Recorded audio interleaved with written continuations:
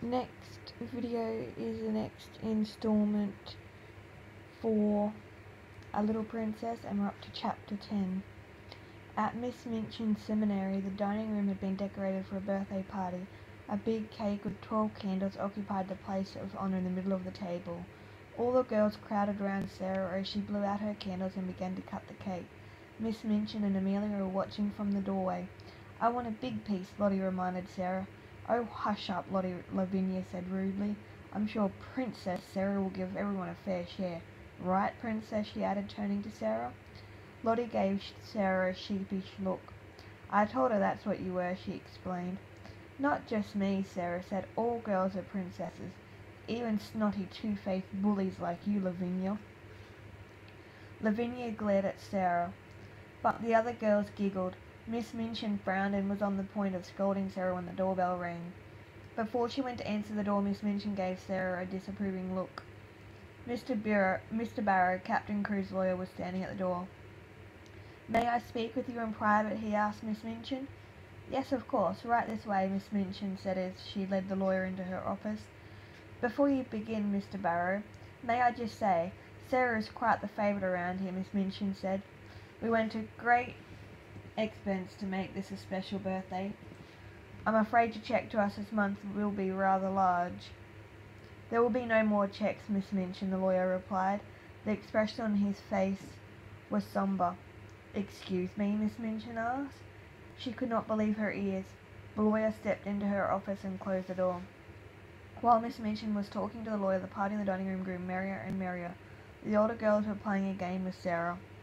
They put a blindfold over her eyes, and she had to try to catch and name them. Amelia and Ermengarde were playing a jazzy tune on the piano. Soon they were all swinging their hips and tapping their feet to the music. Miss Minchin appeared at the doorway and watched the scene in silence for some moments. Then she suddenly stormed over the piano and slammed the lid down over the keys. Amelia and the girls fell silent. They had never seen Miss Minchin look so angry. Miss Minchin tore off Sarah's blindfold. "This party is over," she announced. "I want everyone to go to their rooms." "But we—" Sarah began. "Sarah," Miss Minchin said in her coldest voice, "you will stay behind. I have something to tell you." The other girls scrambled out of the door. They were all frightened by Miss Minchin's tone of voice. "Amelia, go to Sarah's room and find a simple black dress," Miss Minchin said next. "But," Amelia protested. "Do as I say," Miss Minchin snapped. As Amelia hurried away, Miss Minchin turned back to Sarah. "Why will I need a black dress?" Sarah asked, puzzled. "I'm afraid I have some bad news, Sarah," Miss Minchin began. "Your father has—" She paused and took a deep breath. "Your father has died. He was killed in battle, several weeks ago." Sarah turned pale. She sat down in the nearest chair and stared out of the window. Miss Minchin continued. "The war left his company without any money. You are now penniless, and you have no relatives who can take care of you." Sarah went on looking out of the window without moving. She didn't say a word. "What are you staring at?" Miss Minchin snapped. She was a little scared of Sarah.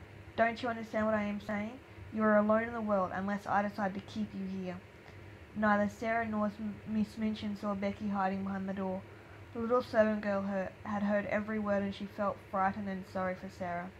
Outside, a storm was brewing and thunder rumbled overhead. "Your clothes, your toys, everything, now belongs to me. Though they will hardly make up for the money I spent on your party," Miss Minchin continued. Rain began to pelt against the window pane. Sarah did not look up.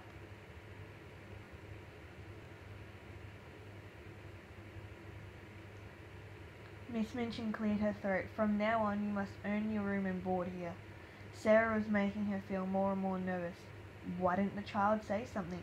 "You'll be moved to the attic with Becky and work as a servant, cleaning, running errands, and helping Mabel in the kitchen," Miss Minchin finished.